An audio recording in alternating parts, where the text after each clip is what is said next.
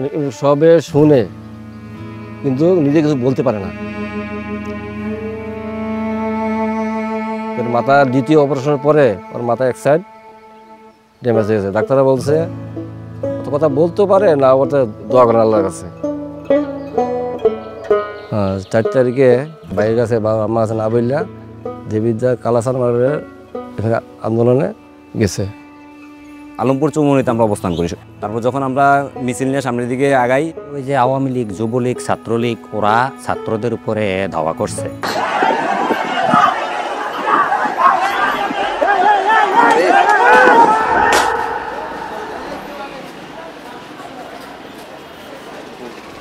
এখানে পিটাইছে।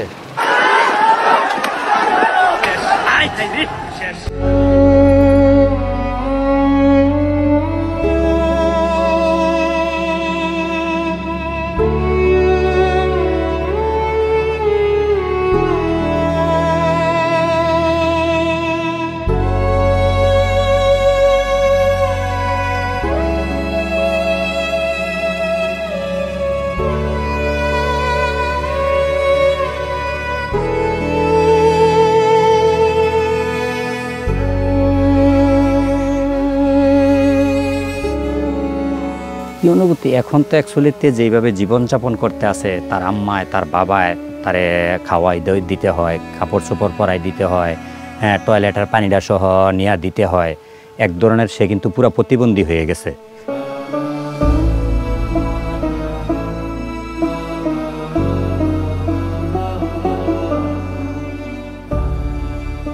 সামনে নির্বাচন, নতুন যে কোনো সরকার আসুক, যে সরকার চলে গেছে এই ধরনের কোনো সরকার যেন দেশে না আসুক।